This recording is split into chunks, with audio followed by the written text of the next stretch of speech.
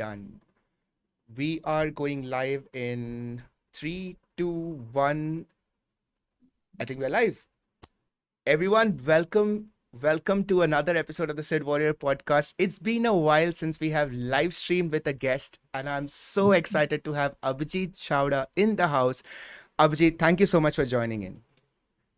Thank you so much for having me on your podcast. It's wonderful to finally meet you. It's virtual, but it's still great to finally meet you. So thank you. Great to be here. I'm so excited to be a part of this. I have seen so many of your live streams and podcasts with Ranveer. I've seen so many of your videos, and there are so many things that you have said over the last 2 years that I've seen, where I feel like, Abhijit, what did you mean by that? Abhijit, can you talk a little bit more about it? So today is that moment for me.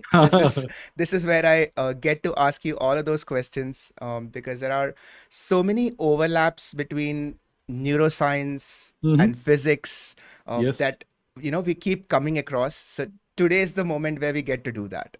let's do it. Uh, the first thing I want to ask, first of all, everybody in the chat, welcome. Aryan, Shubham, Prabhajan, everybody who's here, thank you so much for joining in. I hope you have a wonderful time. Abhijit, I would like to start with this one conflict that I face sometimes about Mhm. differences in opinion. Mhm.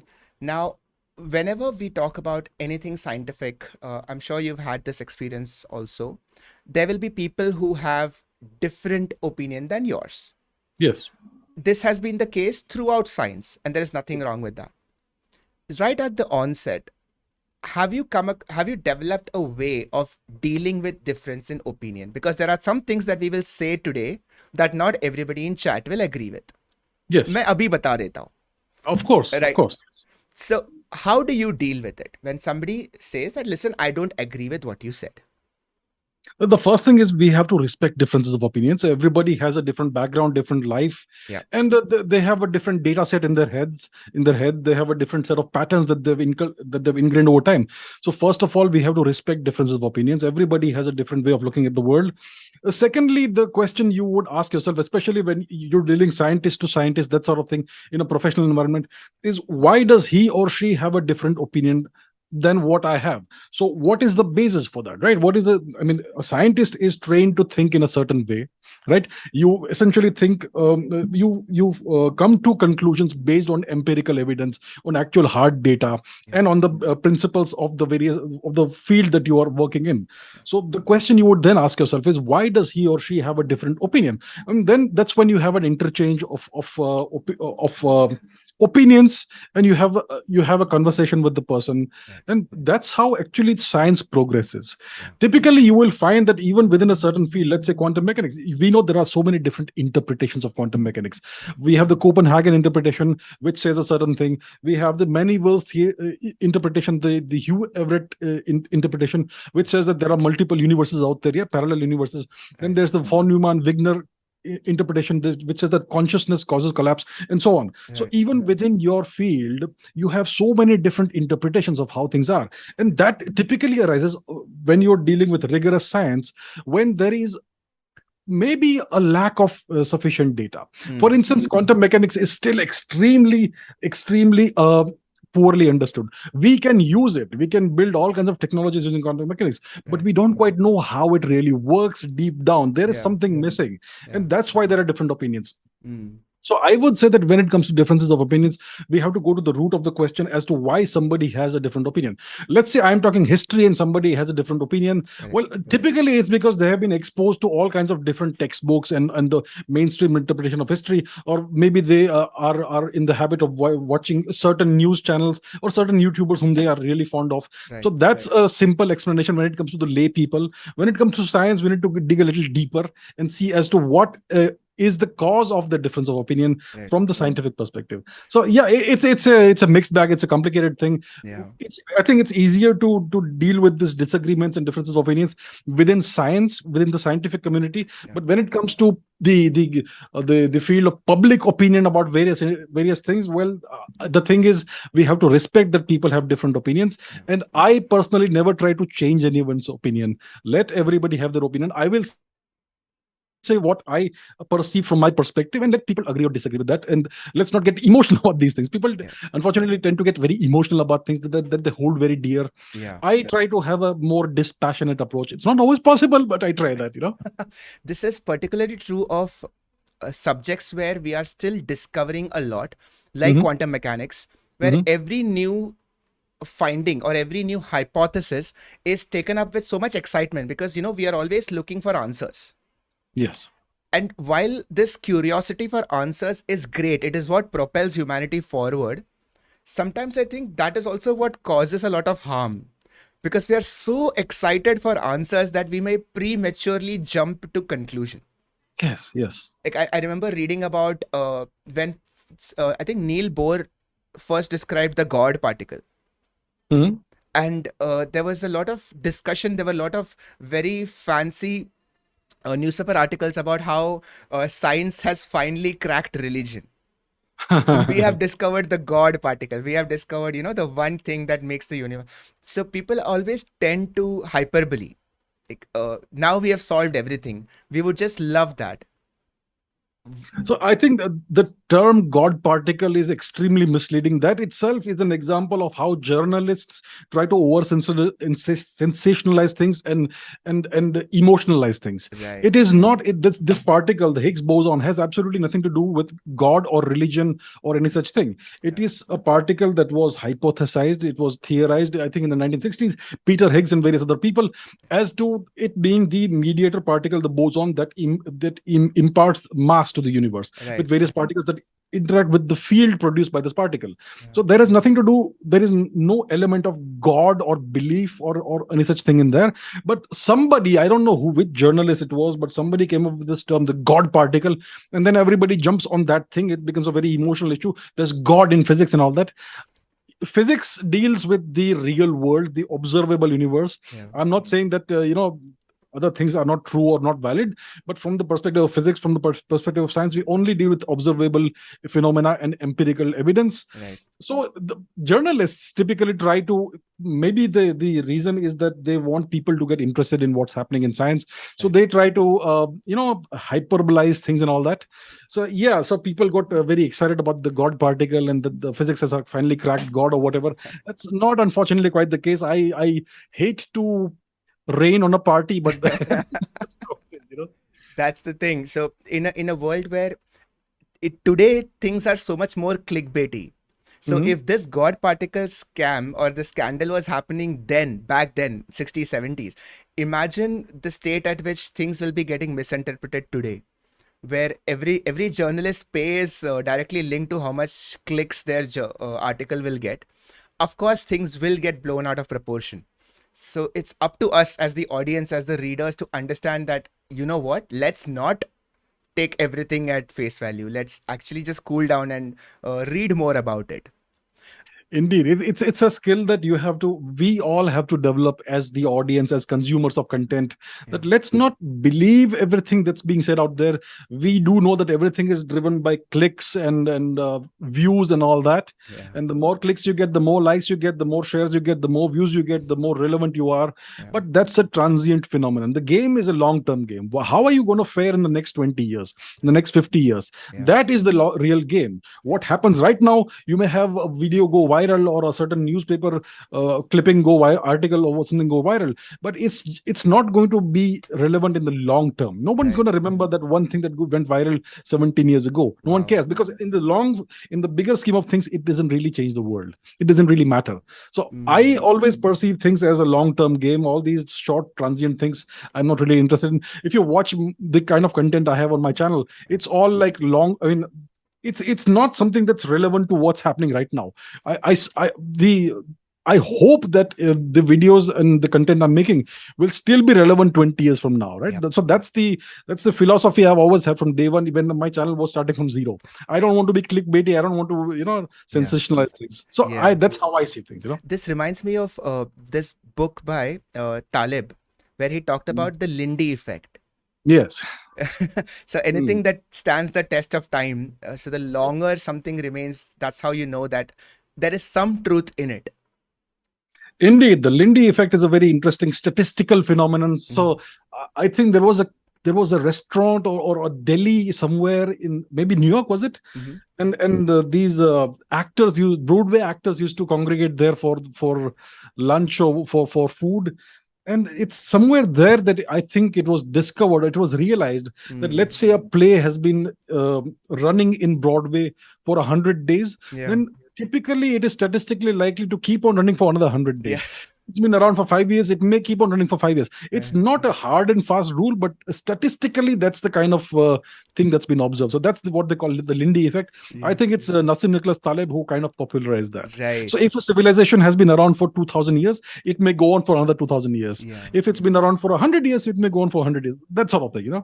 So this is very interesting because one of the things that has been around for the longest time is religion. Mhm.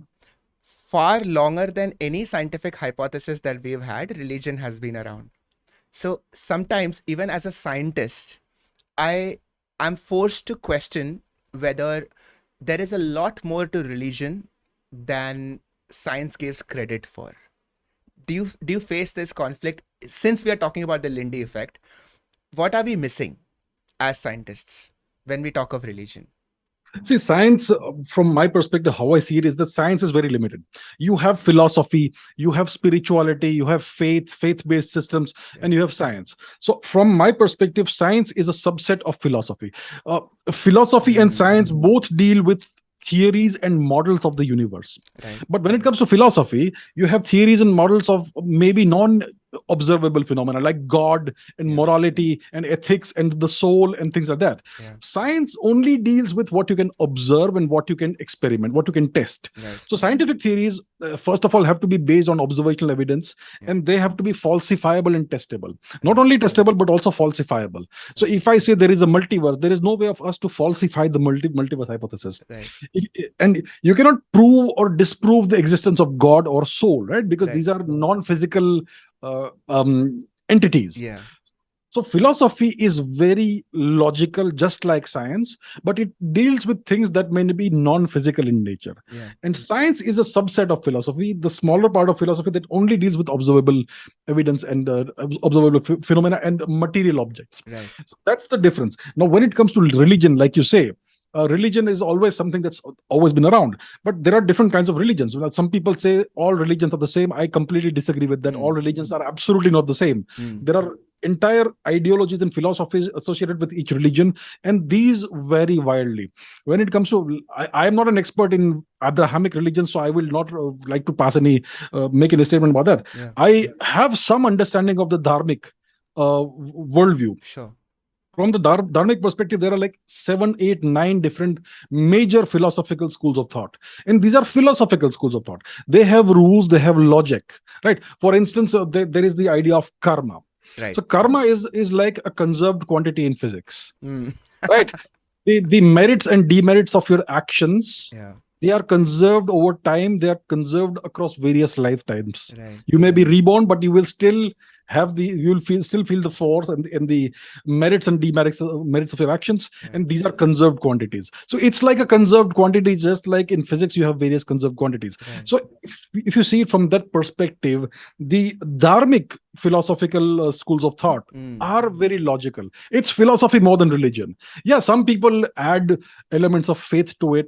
There are there is the polytheistic pantheon, Right. various gods, but those can also be thought of as forces of nature or whatever, right? So there are various interpretations. There are some allegories that they can use. For instance, Lord Indra is the god of thunder and lightning and rain. So Mm. that's a natural phenomenon, a physical phenomenon Right. that's been anthropomorphized into a great superhero kind of god that was later called Thor and Jupiter and Zeus Yeah. by various other cultures.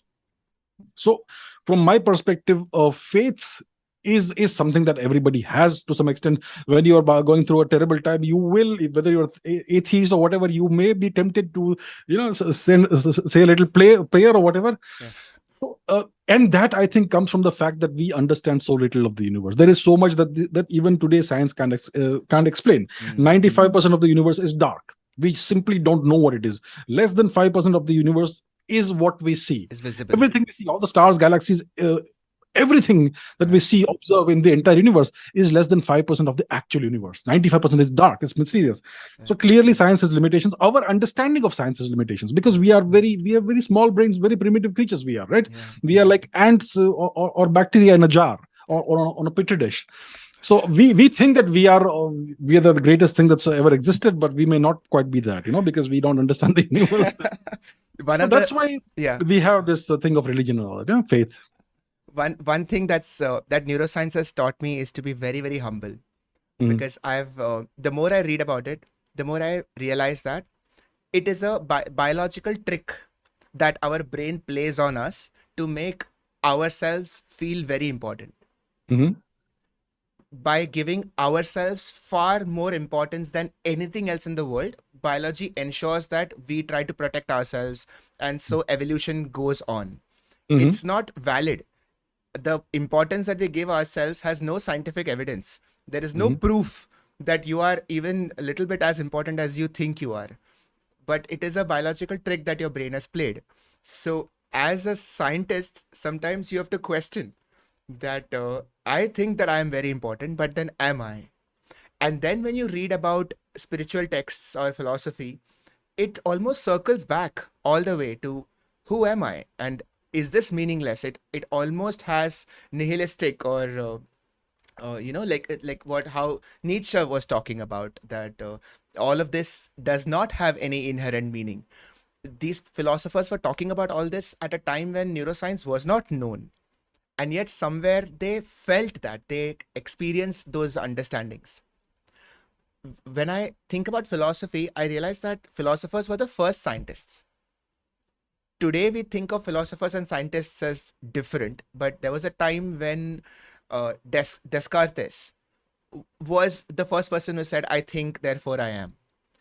And he was a scientist. He, in fact, in our neurology textbooks, he is considered to be the first neuroscientist, Mhm. which is incredible to me, Mhm. whereas he was considered as a philosopher.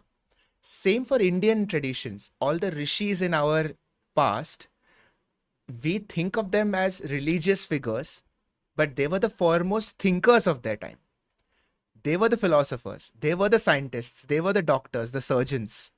So there was, at probably at that time, knowledge was knowledge. Today we give it different names. When you so when as somebody who has read about history, does it seem that mythology is looked at with a very different lens? And a lot of mythological characters were actually just people following the signs of their time.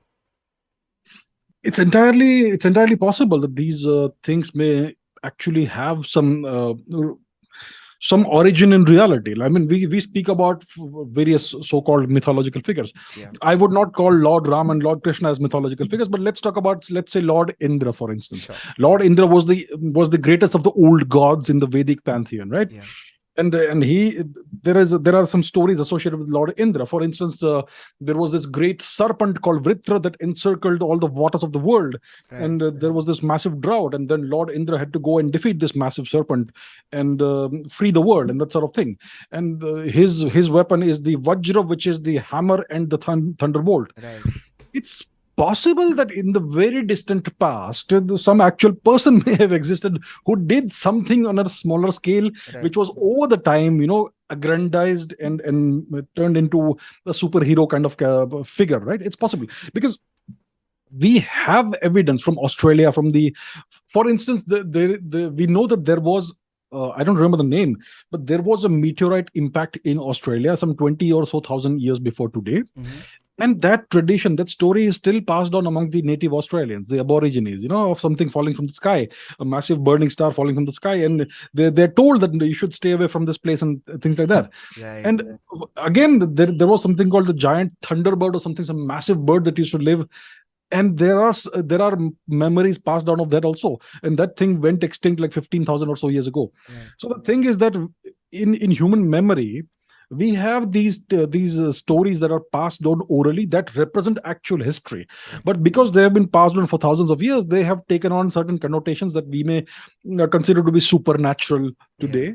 But there's I believe there's always some kind of grain of truth behind all of these things. Let me give you another example.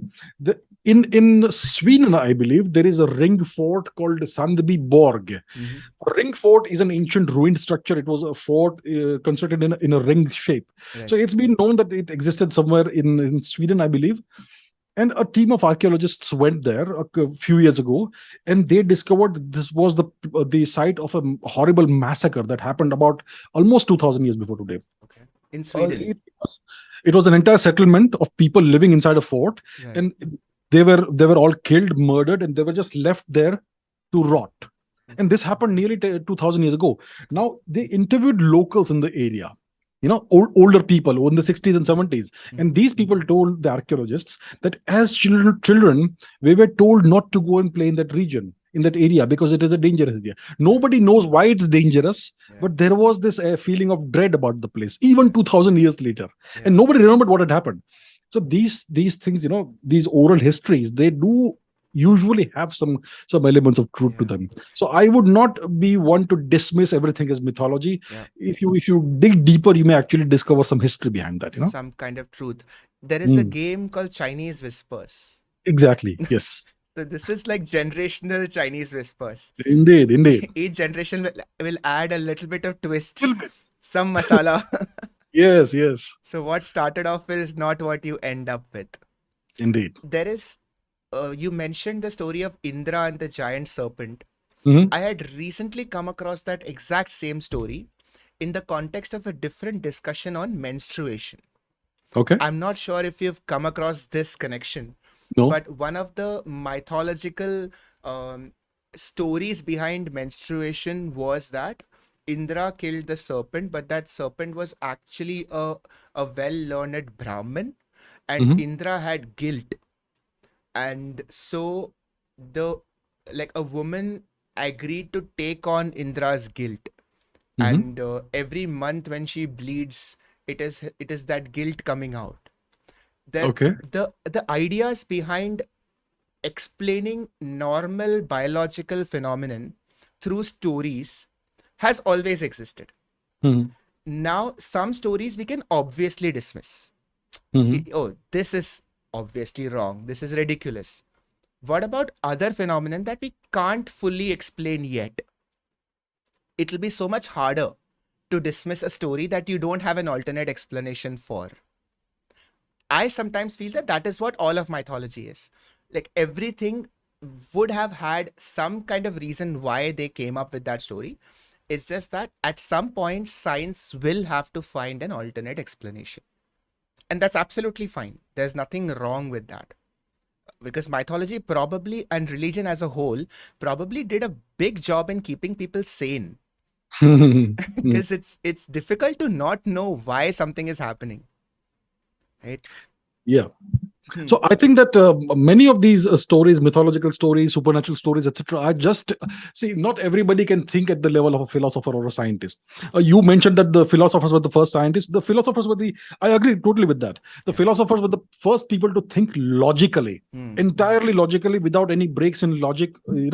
So that's where science originates. Science always originates in philosophy. Yeah. For instance, we had the various, like I said, various philosophical schools of thought. The first quantum school of thought, the first quantum theory was the atomic theory of Maharishi Kanad, right? But lay Can you people, tell me about that? I'm not very familiar with that. yeah. So there is, I forget the name of the philosophical school of thought, but Maharishi Kanad came up with the atomic hypothesis Okay. that all particles are made up of an indestructible parmanu anu or atom, Okay. right? And all matter is constructed out of that. So there is the first atomic hypothesis. And It this is predates all. very long ago, like in BC. We don't even know when it was. It's a very old thing. Yeah. Okay.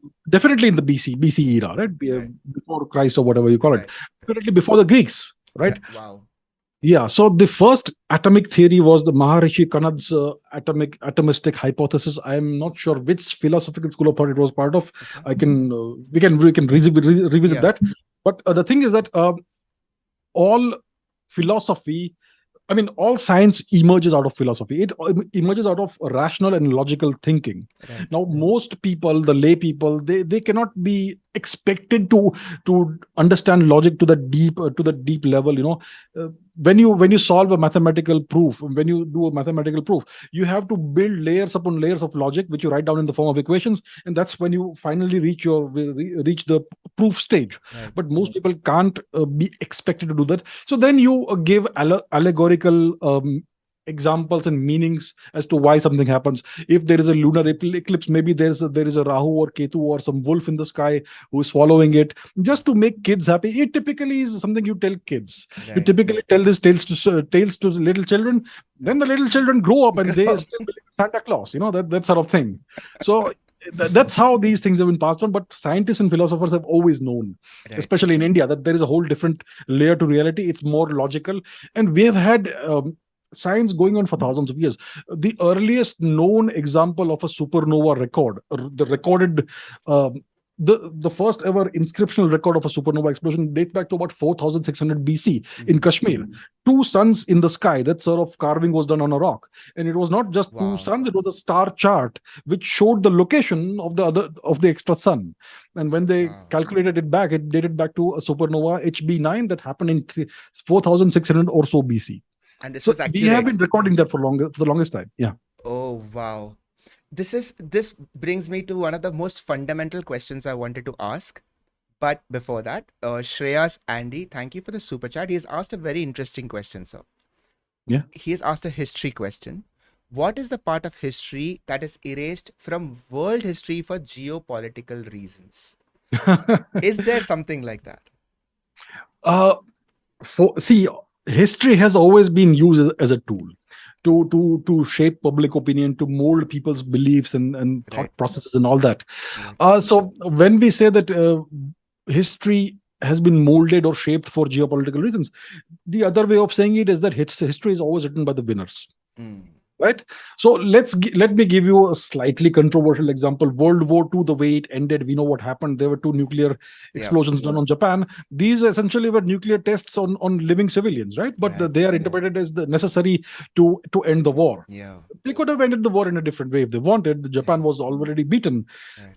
And then we have, if you look at Hollywood cinema of the past 70 years or whatever, the Americans are always portrayed as the good guys and the Yeah. Nazis are always the bad guys. The Americans always save the day. People don't realize it is the Soviets who defeated the Nazis in Europe. Yeah. Yeah, it's the Soviets who did the most of the fighting and the most of the dying. Yeah. Millions and millions of Soviet soldiers died in the cause of the war, and it is they who defeated the Nazi. It is they who crushed the Nazi war machine. Right. But what does Hollywood show? It's the Americans who did everything. Yeah. So that's an example. It's all about creating a certain narrative of events. And when you have this machinery at your disposal, the propaganda machinery, which is Hollywood is nothing but US propaganda. So when you have this propaganda machine, massive propaganda machine at your disposal, Yeah. you can rewrite history. You can make people believe whatever you want to think. Right. UK. The fact is that the Soviets defeated the Nazis, but people think that it's Americans did it because they saved Private Ryan. That sort Mm. of thing.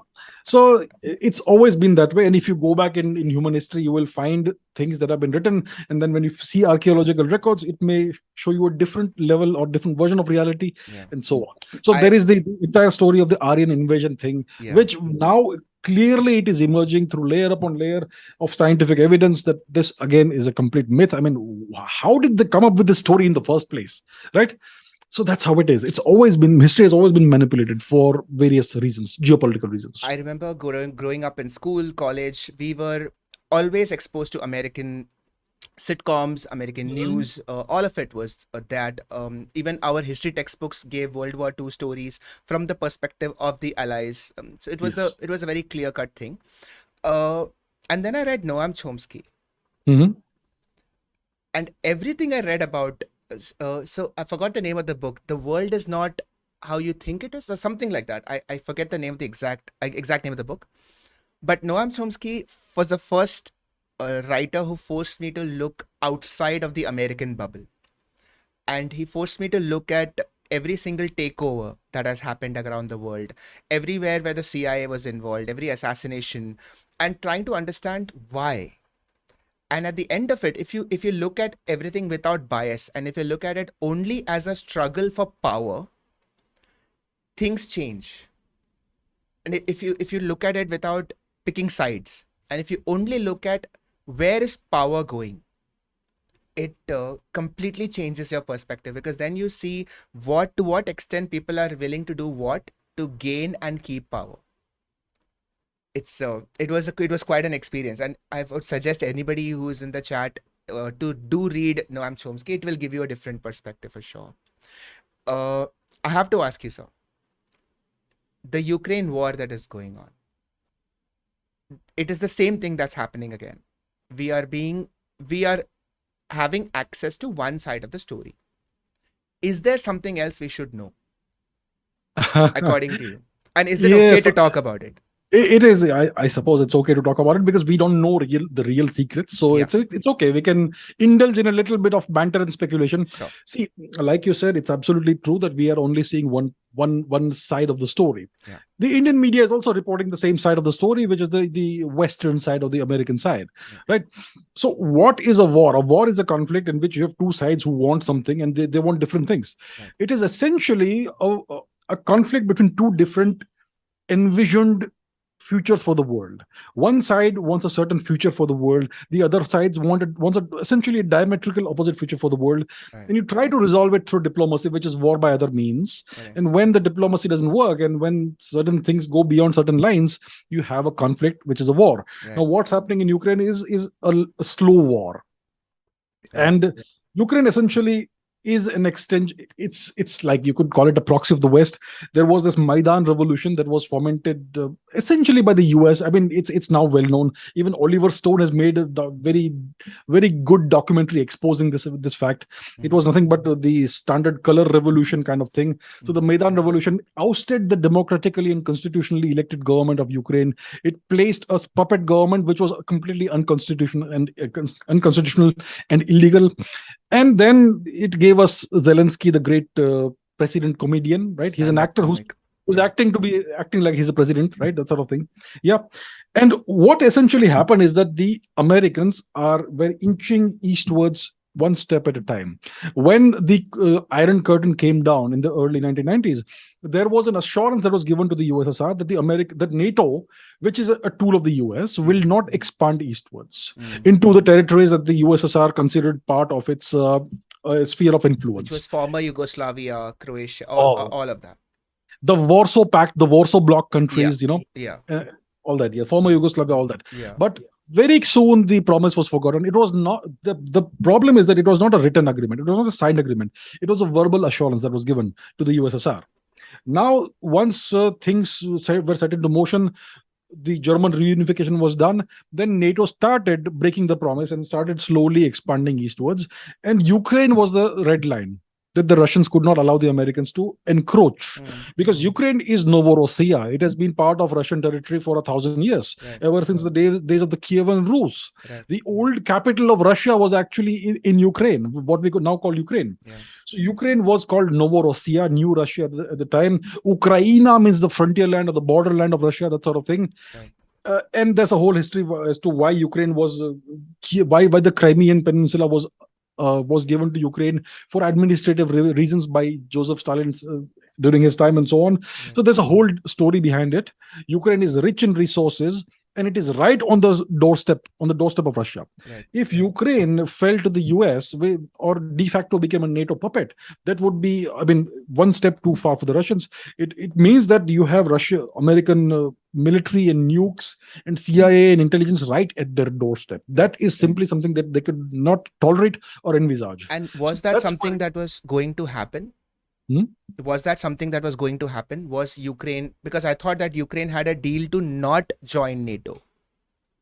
Um, Ukraine, I'm not sure if they had a deal or not. I can't recall right now exactly Okay, if there an explicit deal that they would not join NATO. right, But essentially, it's a red line. got it, It's a red line that the Russians could not allow for their national security reasons. They got it, could not allow the Americans to cross. got So it. that's the root of the conflict. Essentially, what you are seeing is that you have American nuclear weapons that are trying to essentially encircle Russia from the Yeah, west. yeah, You have American nukes in Europe. You have American nukes in Turkey, in the Netherlands, in Belgium, in the UK. UK is a puppet state of yeah, the US. So you are seeing an encirclement of Russia from the west, from the western side. Right. Imagine Russia placing nuclear weapons in Mexican territory Yeah. or in In Cuba or Cuba. on Canadian soil. Will the Americans tolerate that? They would No. never ever tolerate that. Right. But the Russians are supposed to tolerate everything the Americans do, Right. and that's not going to work out, right? So So that's what was the trigger for the war. it's crazy because we read about the Cold War like it is something that happened many years ago, Mhm. but now it feels like the Cold War has never stopped. It has always been going on. It's just it was going on without us really knowing about it. So we were living through the Cold War all this time. So what we are seeing now is Cold War 2.0. So at the end of the Cold War, essentially what you had is that the Americans won. There were two diametrically opposing worldviews. One was the socialism Yeah. of the USSR, the Union of Soviet Socialist Republics, Yeah. USSR, socialism, communism, Yeah. that model. The other was the free market, so-called free markets, capitalism, Right. democracy model of the US. Yeah. And in the early 90s, the Americans won. The Soviet Union crumbled, Collapsed. Yeah. it disintegrated, collapsed, whatever. Mikhail Gorbachev came in this great Pizza Hut advertisement, which means that free markets have won, democracy, capitalism has won, and so Right. on. Right. So everything was supposed to become perfect at that Yeah. stage. The democracy has won. The liberal world order has won, and the world should be perfect from now onwards. Yeah. And it was not quite the case. Things Mm. went bad again. You had the Yugoslav wars, the horrible atrocities in the former Yugoslavia region.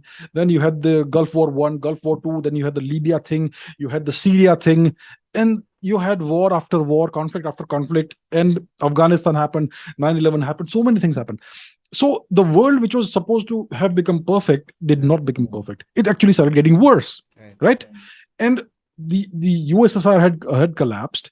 The Russian economy was slowly going into a shambles thanks to Boris Yeltsin, who essentially destroyed the Russian economy. Essentially, he purposefully destroyed it.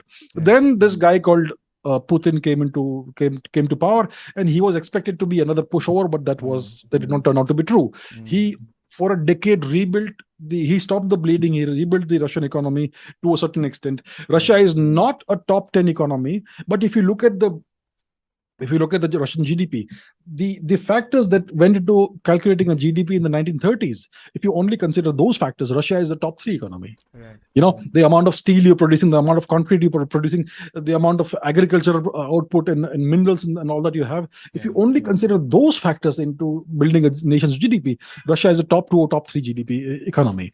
So Russia is what we call an autarky. It is completely self-sufficient in resources. Every single resource you can think of, Right. it's self-sufficient. Oil, gas, agriculture, food, whatever you can think of. You know, oil, coal, metals, iron, everything. Yeah. So you had this revival, slow resurgence of the Russian state. You had a resurgence of the Russian pride that we are again becoming a great country. Powerful. You had this happening, and then you had the rise of China. The Americans fomented the rise of China. They facilitated the rise of China. They brought China back into the global order. They opened their gates, their doors to the Chinese manufacturing, and they are the ones who midwifed the birth of this new capitalist China. Right. And now China became a big threat for them, beginning in the 21st century, especially in the second decade, in the 2010s. That's when they realized, oh my God, we have created the monster. And then, because the Americans are the global hegemon, that's why you have this temporary alignment of Chinese and Russian interests. Right. And that's what you're seeing. You're witnessing a kind of systemic cooperation, which is temporary in nature, between the Chinese and the Russians. China and Russia obviously have a bad history. They have had conflicts. They almost went to war. Russia nearly nuked China in the 1960s. The Americans Wow. saved. Yeah. There was this border conflict, the Ussuri River conflict in the 1960s. It led to significant clashes. Hundreds of soldiers died. The Russians had decided to nuke China. The Americans prevented that from happening. The Americans saved China. So there is this dormant border issue which will be reopened by the Chinese when they deem fit. The Russians know it. But right now they are working together because they have a common enemy. Right. So that's the scenario that we are living through right now. It's Cold very War II. in the last 100 years, I'm trying to think of one problem that the Americans are facing that they didn't start. That's what every empire faces. We Right. think of the US as a superpower. The term superpower is a euphemism for empire. Right. The US is an empire. It's a global empire. It's the largest empire Right. that we have ever known. It is nothing but phase 2 of the British Empire. The British Empire never died. Its capital city, or its center of gravity, simply moved west from London, UK, to Washington DC. That's all that happened. Wow. The entire structure remained the same. All Right. the networks, all the infrastructure, everything remained the same. All Yeah. the supply chains, nothing changed. It Yeah. only changed capitals, and Yeah. now the Americans control all that the British built. Yeah. So that's what it is. It's just a rebranding of an old It's the company. Anglo-Saxon Empire that's been rebranded from the British Empire to the US superpower. That's what it is. Damn. Is it still capitalism versus communism, or are they just names given and both of them are just power struggles? It's just a power struggle. You put various tags on what you're doing, on what your opponents are doing. The Chinese system is not a communist system. The Chinese Exactly. are out and out They're capitalists. more capitalist than US is. Indeed, it's an imperial system. China itself sees itself as an empire. It's Right. it's it's uh, it's a new imperial dynasty. It's Right. the CCP, Chinese Communist Party dynasty. Right. So they don't have emperors. They have what Mr. Xi Jinping is. But Mr. Xi Jinping is nothing but the de facto emperor of China, right? Yeah. And whoever comes next will be the next emperor. Right. So it's a new dynastic cycle that we are witnessing in China. It's a new imperial cycle that we are witnessing. So China is an aspiring empire. The US is the current Current reigning empire. the current reigning empire. So Amazing. the Chinese aspire to replace and displace the US as the global empire, as the global hegemon by around 2050. So that's they're working assiduously towards. So by 2050, and if you had to, just one last line on it, if you had to place your money on US versus China in 2050. If you give me only two options, US or China, I would go for China. But there are two worldviews.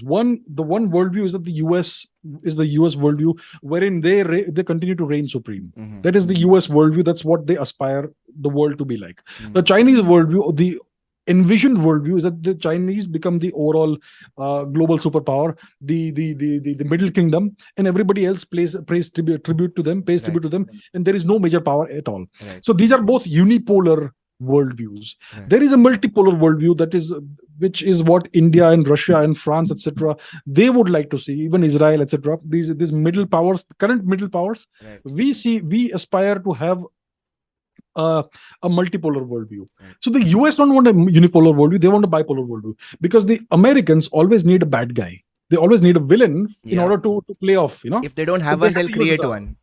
Yeah, if you don't have one, you create one. Right. That's why they create all these various puppet dictators and then they kill them and whatever, right?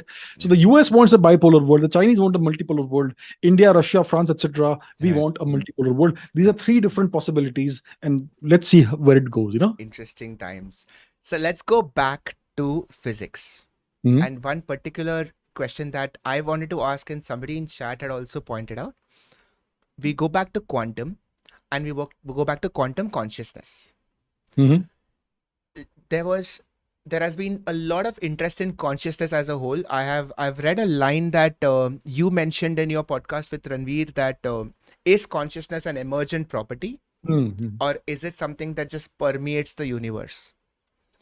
Do you lean towards one of them, one view over the other? Yeah, so my perspective is that firstly, we don't have a scientific definition of consciousness. What is consciousness? I mean, you can define what an electron is. You can define what force is, gravitational force. You can define the electromagnetic force. We have equations for that. Right. What is consciousness? We don't have a scientific definition of what consciousness is. So the next best thing is, let's try and define what a conscious system is. Let's say I have a box, which I say is conscious. So what are the characteristics of a conscious box? So you have to define that set of characteristics. Right. Even that is something that lots of people will disagree about. Right. So firstly, we don't have a clear scientific definition of consciousness. And because we don't have a proper scientific definition of consciousness, it becomes very hard to even have a scientific conversation about consciousness, right? Correct. Now the question, like you're saying, is consciousness an emergent phenomenon, or is it something else? What do we mean by emergent phenomenon? By emergent phenomenon, we mean is consciousness a computation? If you have a computer which is complex enough, will those computations that are happening within the computer create what we call consciousness? So is consciousness a computation? Is the brain a massively advanced computer, and the computations that are happening in the brain Is that what gives rise to consciousness, or Mm. is consciousness something else altogether? We don't have the answers to that. The entire universe, if you look at the structure of the universe, it's very similar to the structure of the brain. The neurons inside the brain, the way they're arranged, the axons, the synapses, the clusters of neurons, and all that, the Yeah. dendrites, all of that, it looks very much like the large scale structure of the universe. If you look at the structure of the brain, Hmm. at 1 millimeter, Yeah, that sort like a of scale. microscopic structure. Yeah. Yeah. So if you look at 1 cubic millimeter of Yeah. brain structure, you can compare it with about, instead of 1 millimeter, you take 300 light years, Yeah. and that sort of cube of the universe. You see similar structures, Mm. and this is not something that is only like superficial. Yeah. People have actually done rigorous research about that, physicists, Mm. and they have shown that the large scale structure of the universe at the largest scales is indeed very much similar to the structure of the brain. Mm. And now we also have the problem that neurons, for instance, in the brain, they send signals at about what, 50 signals per second, 5 to 50 signals per second, each Meters. Yeah, neuron. yeah, correct. Yeah. Huh. And the signals in our brain, they typically travel at about 100 meters per second, Yeah. about approximately. Yeah. So that's a million times slower than the speed of light, Mm. right? But the universe is so vast that even if you have signals traveling at the speed of light, since the beginning of the universe, you may have 1,000 signals happening between different parts of the universe Right. in 13.8 billion years. Right. So then if the universe is a thinking brain, then maybe it thinks very slowly. But And by sending signals, you mean you're talking of electromagnetic, gravitational, all forms of energy transfer. let's consider all the various forms of signals, Hmm. signaling. Hmm. Let's say gravitational waves or electromagnetic waves. Let's consider both of them Light. as signaling. Yeah. They Okay. both travel at the speed of light. That's Yeah. the speed limit. Right. So if you take that as the speed limit, then the brain, the universe, if it is a brain, is a very slow thinking brain. Right. But there is a caveat that there is in the quantum world. The world that we live in emerges out of the ultra microscopic quantum world. Right, from the subatomic particles, electrons, neutrons, protons, then they form atoms, and then molecules, and then chemicals, and that's how biochemistry emerges, Yeah. and life emerges, and the whole universe arises out of that. Yeah. It emerges out of the ultra microscopic quantum scale. Right. Now, at the quantum scale, the rules of the world, of the universe, are very different from what we experience today, or what we experience in our real macroscopic world. The quantum world is very strange, very weird. There is no such thing as locality in the quantum world, and that is something we see because of the phenomenon of entanglement. Yeah. When you can have two particles that are a million light years apart and they are still connected together, they share a single wave function. So you have non-locality in Yeah. quantum mechanics, which could tell you, which raises the possibility that maybe the entire universe is non-local. And at very, very small scales, you may have connections, non-local connections with all parts of the universe. Mm. And you may have quantum wormholes. Now, Yeah. wormholes emerge out of general relativity, which is a large-scale theory. Yeah. And general relativity cannot be reconciled with quantum gravity, the quantum theory thus far. That's Yeah. why we are still trying to search for a quantum theory of gravity. But there will be some such theory that we are quite not aware of right now. Yeah. So maybe wormholes do exist at the quantum level, and maybe cosmic strings, which is another thing which emerges out of the Big Bang, maybe they also exist, and maybe they connect the whole universe at Right. very small scales, but across the entire universe. In which case, the signaling may happen almost instantaneously. Mm. In which case, the universe may be a thinking brain, and maybe consciousness is something that is an inherent property of the universe. Right. That's a possibility. And maybe our consciousness is a small localized manifestation of the Spike universe. of yeah. Yeah. Yeah, so in quantum field theory, we have particles are nothing but manifestations, localized concentrations of waves, Mm. of fields. They are like small waves in a big field, right? Right. So if you have a proton over here is nothing but a small localized disturbance in the universal proton field, that sort of thing. So maybe our consciousness also is part of a universal consciousness field, and it is a localized concentration of consciousness. So there is no way of proving or disproving this. Right. That's why it is kind of speculation. That's why it's kind of philosophy. Yeah, Right. but science does allow for these things, these possibilities. It's fascinating, and I love that science can make you fantasize like this, because I always feel that until a kid or somebody who's reading science can escape into fantasy and feel excited by the possibilities, science cannot go ahead. Indeed. You need dreamers and philosophers and excited children to think about different possibilities for them to grow up and actually do something about it. So Yes. I love that even space travel, like what Elon Musk is doing with SpaceX. It's great because now kids are growing up with the possibility that someday I'll go to Mars. 50 years ago, that wasn't possible. And Indeed. the whole discussion of quantum mechanics and what is reality, it is something that makes you wonder. And wonderment is the pre-decider for scientific progress, right? You I need mean, you you need have, that. Yeah. indeed, if you have intelligence, intelligence in itself is not enough. Yeah. You need curiosity, you need fascination, you need excitement. Yeah, this is fascinating. I want to dive deep into it, Yeah. and I want to solve the big mysteries. That's when you can use your intelligence to the right in the right way. Otherwise, you may become a stock trader or God knows what, right? We do need scientists. I mean, we do need stock traders and entrepreneurs and all that, but we also need scientists. Yeah. So it is this wonder, this fascination that essentially arises in childhood, Yeah. that is the seed for future scientists, and we need that. We do need that. When when I see Feynman's lectures, Mhm. he used to do that.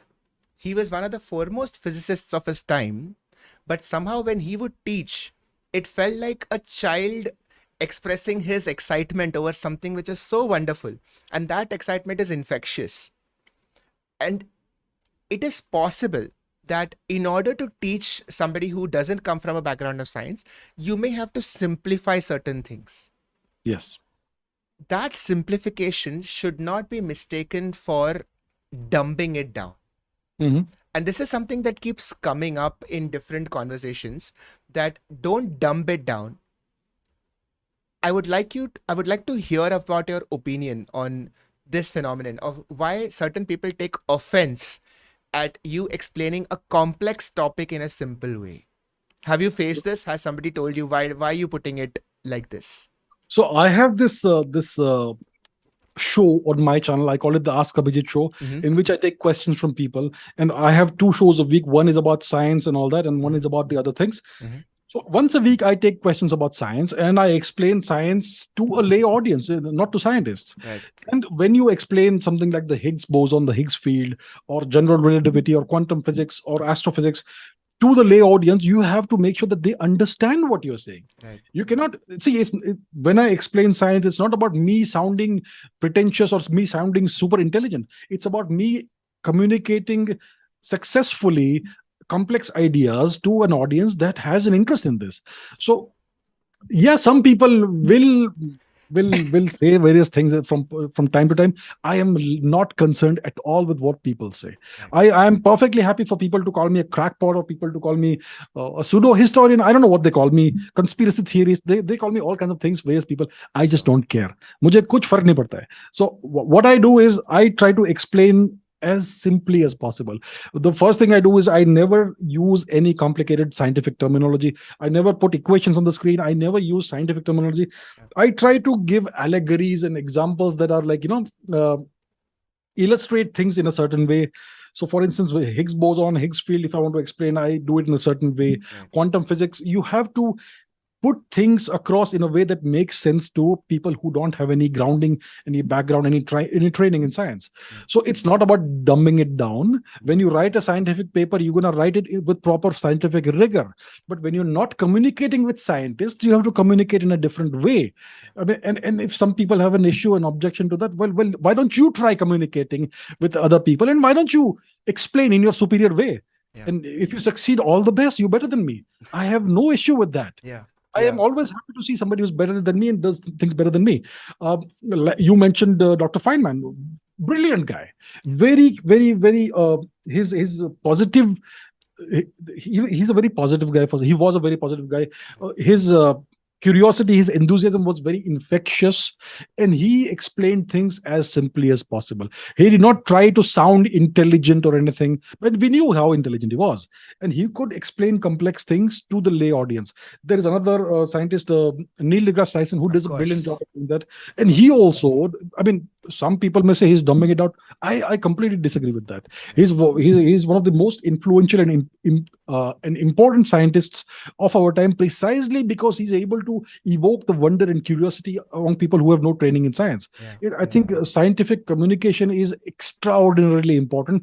That's how we will have more people being drawn towards science, and that's how we get new scientists. So I think it's very important. And if some people have an issue with dumbing it down, like they say, Who cares? I simply don't care. Right. The gatekeeping of science has been one of the most unfortunate things that has happened in history. Uh, and all the way back to prehistoric times, the true the true source of knowledge or the true understanding of the universe has always been kept behind locked doors and locked books, accessible only to a few people, accessible only if you attend a certain gurukul under a certain guru and do penance for 18 years and all of those things. Knowledge has always been kept behind a barrier. The I believe that that is one of the reasons why there has been a such a shift or like a difference between a few elite who knows and the others who follow the stories that they've been told, superstitions, whatever. This has to break down. Knowledge has to be shared. Everybody should have access to understanding why are we doing certain things. That was where the true dumbing down happened. I want to talk about astrology and why was there such a gap in understanding of astrology between those who studied and those who followed. Because from my understanding, when I read about astrology, all of the ancient books that talked about it, most of it was on astronomy. The conversation was about the planets, about the rotation, about the size of the planets, where are the satellites, when do the eclipses come, why are the movements of everything in the way it is. I could find very few references that talked about why are those things affecting our lives. I wanted to ask you your opinion on astrology as a whole and the evolution of astronomy to astrology to modern day astrology. Right. So it's not very well understood as far as I'm concerned. See, first of all, when we speak about gatekeeping of science, in gurukuls, there was never any gatekeeping. The only Okay. gatekeeping was your intelligence level. For Okay. instance, we know that in the various Indian universities, anybody would be given admission as long as they could pass the entrance exam. We had people like Xuanzang who came from a different country. Right. We had various Greek travelers, Scythian travelers who would come to India, Right. even Arabs. And if they were intelligent enough to get admission, they would be given admission. There was no fee for that. It was all subsidized by the state. The gatekeeping happens in Western universities where they close off knowledge and they put what do you call a paywall on top of everything. Right. It was never the case in India. Okay. There was never any paywall or anything. No student ever had to pay any fee when it came to going to a gurukul, to a university, to one of the great Mahavishwavidyalays like Nalanda, Takshashila, etc. There was never any gatekeeping. There was never any fee. So we need to understand that, right? Now, secondly, when it comes to astrology and astronomy, astrology it depends on astronomical observations. Without copious amounts of astronomical observations dating back thousands of years, you would never have had what we call astrology now.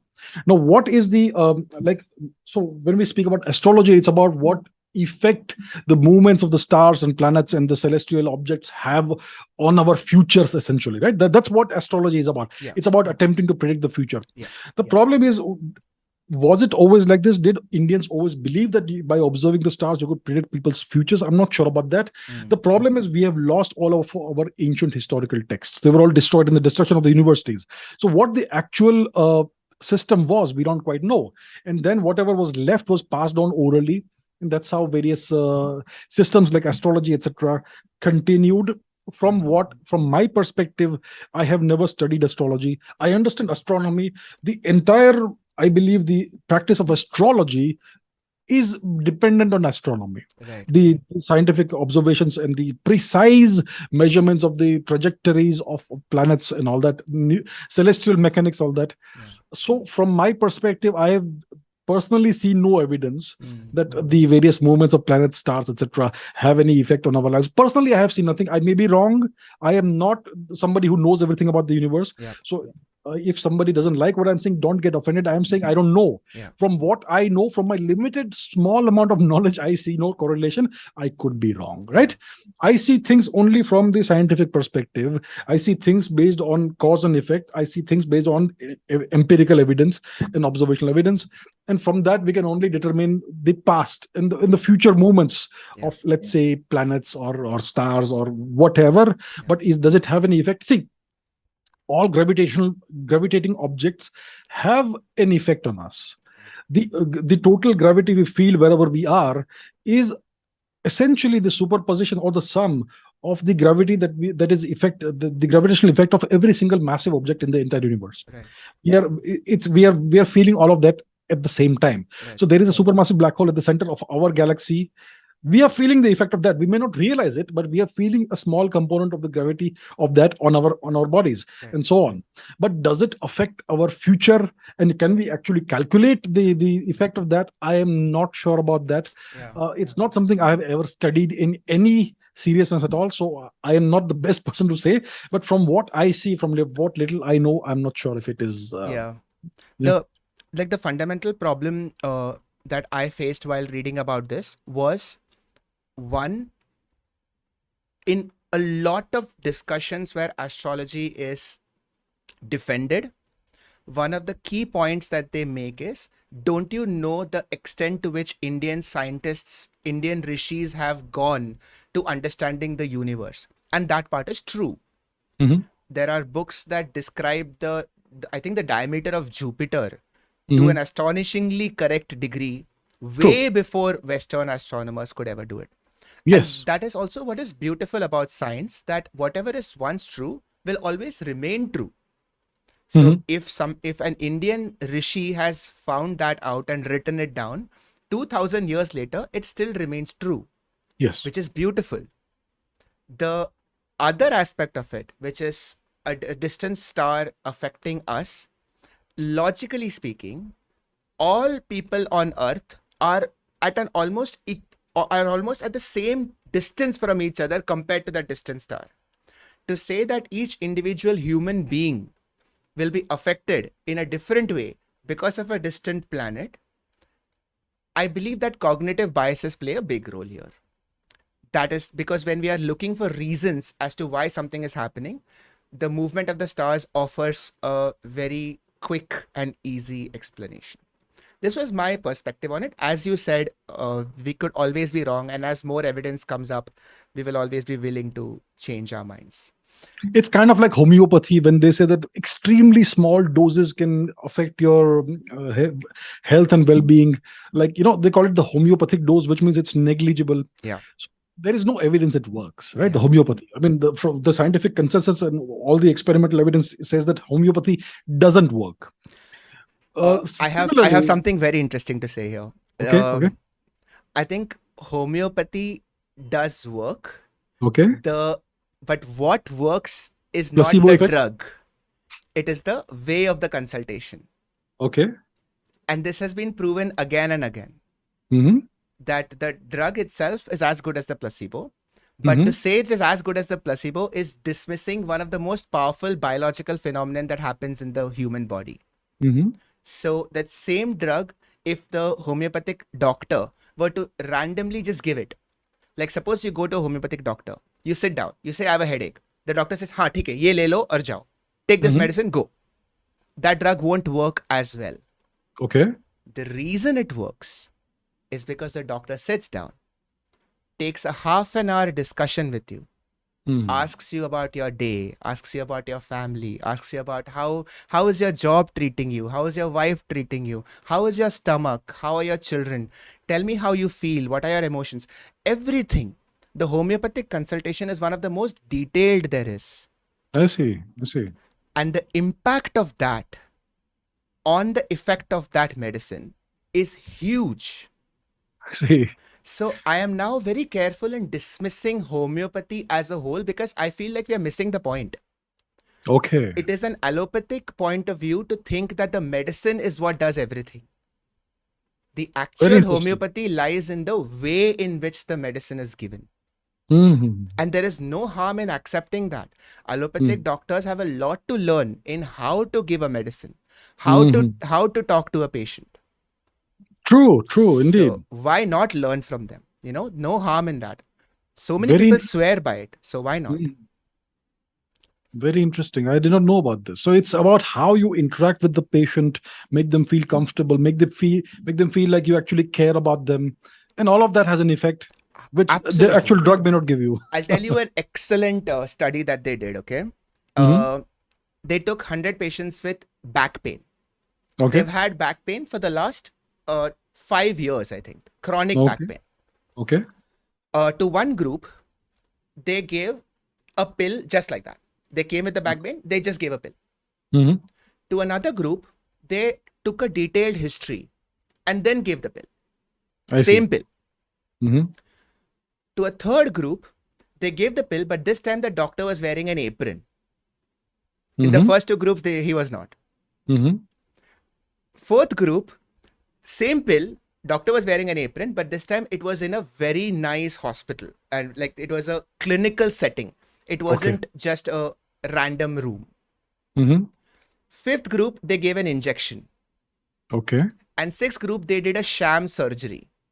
Sham Okay. surgery meaning they put the patient under local anesthesia, cut him, stitched him up, and said that's it. I see. Mm-hmm. None of the medicines were actual medicines, Right. but Mm-hmm. the impact of treatment kept increasing. Mm-hmm. So the patient who got the same medicine but from a doctor with an apron felt better, I pain see. reduced more. Mm-hmm. Mm-hmm. So it's not, when we say placebo effect, it's very easy to just dismiss. Oh, ये तो placebo effect है. We don't fully appreciate the impact that a placebo effect has on your brain. Mm. And I'll tell you one other thing that could possibly blow your mind, okay? Mm-hmm. You know about opioids Mm-hmm. and how morphine is a painkiller. Yes. We use it in cancer patients, patients who have intractable pain. Yes. There is a drug called naltrexone, Mm-hmm. which is an opioid blocker. Okay. So if you give naltrexone first and then you give opioid, opioid doesn't work. Right. Now, they gave a patient a placebo pill Mm-hmm. and the patient's pain went away. Okay. Then they gave the patient naltrexone and then gave a placebo pill and the pain didn't go away. Fascinating. So what this means is that opioids, or the opioid system, which already exists in your brain, It's it there. doesn't need any external medicine. It's already there. It That just needs to be gets triggered the right activated. way. Yes. Mm. I believe that's what homeopathy does. I see. I see. I see. It That's triggers fascinating. systems which are already inherent in your brain. So we have these pain-killing systems, etc., that already exist. We just need to know how to trigger them the most effectively. Correct. Right. And I think homeopathic medicine, without knowing how, because they don't study neuroscience, Mhm. but they have studied the impact on patients. So without knowing how, they've cracked this code. So have religious cults. So have religious healers. Mhm. If you've seen those videos on churches where somebody is having a problem and they hold their head and say, the God has cured you. Mhm. Leave this poor patient's body alone. Mhm. All of those things are just ways of triggering the placebo effect. All you have to do is believe. All then... you have to believe and make somebody believe, which is harder than it sounds. You try No, it's it. a skill in itself. It's a very important skill to make people trust you and believe you, right? Yeah. Absolutely. So Yes. I feel like there is no harm. There's no judgment here. Hmm. We are trying to understand. That's it. And we are going where science takes us. Hmm. If science takes me to astrology, I will go to astrology. If it takes me to homeopathy, I'll go to homeopathy. There's no problem. But we have to have something to hold on to, right? Some kind of, somebody had put it in the chat that science proves itself wrong all the time. Okay. And that's fair, right? Science does prove itself wrong all the time, but we also learn from it. And that's part of the beauty of it. So science keeps improving iteratively. It's not about proving yourself wrong. For instance, when some people say that Newton's theory has been discredited, that's not quite the case. We can still use Newtonian mechanics to send people to the moon and bring them back safely without ever going into general relativity. So it's about iteratively improving upon what you know. It's not proving everything wrong. Sometimes in cases of certain studies, you find that what you had believed was entirely wrong. In the case of physics, it's about iterative improvements. I Yeah. think in the case of medicine, mostly it will be about iteratively improving upon what you already know. The corpus of understanding and knowledge that you have, for instance, the neurology, brain. Yeah. We now have a reasonably okay understanding of how the various Yeah. subsystems of the brain interact with each other and how they work. But Yeah. there's still a lot that we need to learn more. It's not about proving what you knew to Yeah. be true earlier, to be wrong, but improving upon that. Absolutely. And this one thing is what bothers me about a lot of fields, Hmm. including religion, astrology, homeopathy. I Hmm. believe that it started off at a time where they were justified. Hmm. Considering the evidence that was available, homeopathy came at a time where allopathic medicine didn't know jack shit. Yes, true. They were hitting people's head with a hammer because they They're had a bleeding headache. people, bleeding. Yes, bleeding Yeah, people, yeah, like unforgivable things. yes, yes. So as a counter to that, I would have started homeopathy. I would have said like, bro, Yes. calm down. Mm. But with new evidence, if you don't change, Yes. that is a problem. Yes, it is. It is. If you stubbornly hold on to a pre-existing point of view because of whatever, because you are already getting power, because you're already getting recognition, whatever, that is where, That's the problem when you have these entrenched interests and interest groups, yeah, and they benefit from certain scenarios and things. Then they are unwilling to allow science to progress. And you see that in many fields. We have the string theory mafia in physics that has taken over the entire academia in the West, and that's it. You want a PhD, you want a career, you want tenure track, you have to go yeah, into string theory. And yeah, string theory is doing nothing for us. yeah. So yeah, you have these problems even in science. There's Mm. politics, in science, unfortunately. It's human behavior. There Yes, is, yes. yeah, at the end of the day, somebody said Ayurveda. So Ayurveda is not different from modern medicine. Ayurveda is where modern medicine came from, whether you know it or not. Like all our modern medicine comes from plants at Indeed. some point. So I don't Yes. consider Ayurveda as a separate field. I think it was the predecessor of modern medicine. And it was something that was tried and tested. It's not Yeah, something that was based on belief and faith. yeah, It is something, it is various plants and compounds that people knew actually worked. yeah, For example, Arjuna, Brahmi, etc., these actually have various effects, yeah. and these can be verified scientifically using 21st century science. So yeah, Absolutely. it's something that's still work in progress, but I would say especially India needs to establish institutes of Ayurvedic research, and all the corpus of knowledge that we have had for the past thousands of years, Yeah. we need to actually look into that, maybe identify and extract the active compounds out of various plants and things, and that'll be great. Yeah, and that's what becomes modern medicine. So Indeed, we have that's to what it stop is. thinking of it as separate or one versus the other. Indeed, The yes. Ayurvedic research is actually what all the pharma companies were doing at one point. Although Hmm. now they have moved on to monoclonal antibodies and synthetic Synthetic. molecules. But Yeah. at one point, everything was Ayurvedic research. All of modern medicine. Yes. Uh, Abhijit Chavda sir, there is one last thing I wanted to ask you because I feel like I have a list of 25 more topics I want to talk to you about, but I don't want to keep you here all night. I usually have my podcast for an hour and it's very sweet and short. Okay. But first of all, I would like you to come back and continue this conversation on another day.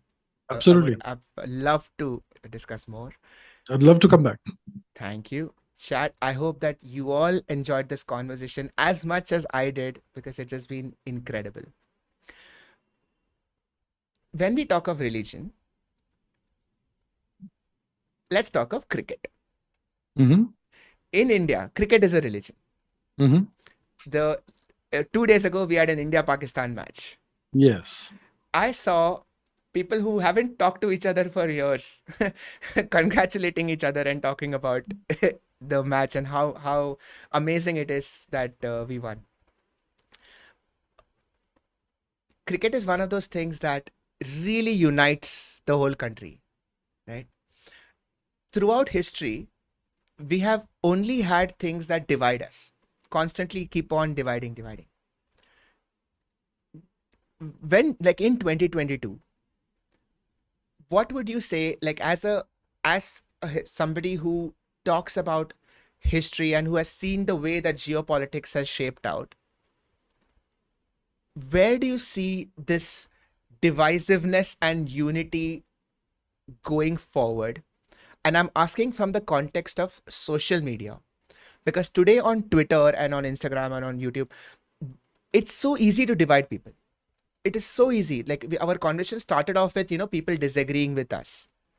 So in this time, when something like cricket can suddenly bring everyone together and an election can suddenly pull everybody apart, what would you advise? How should we as a country manage this unity and divisiveness? Is it too abstract a question? No, it's a very good question. It's an excellent question. So the way I see it, mediocrity divides and success unites. When you Wow. succeed as a nation, you unite everybody. When your cricket team wins, you're succeeding as an entire nation. You may be whatever religion, whatever skin color, whatever geographical region, but this cricket team, these 11 guys, they represent all of you.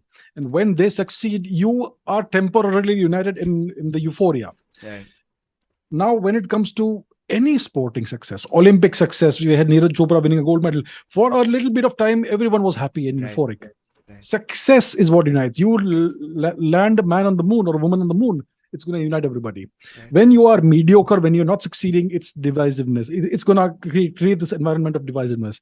So my simple message to all Indians is raise your goddamn standards.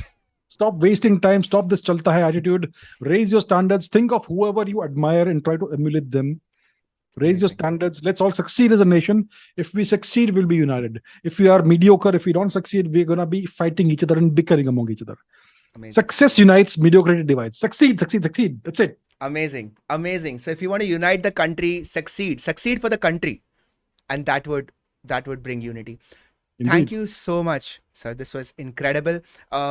Couple of people who have sent super chats. Thank you so much. I won't be able to take further questions now, but I will note down the questions and we will ask her again when he joins us next.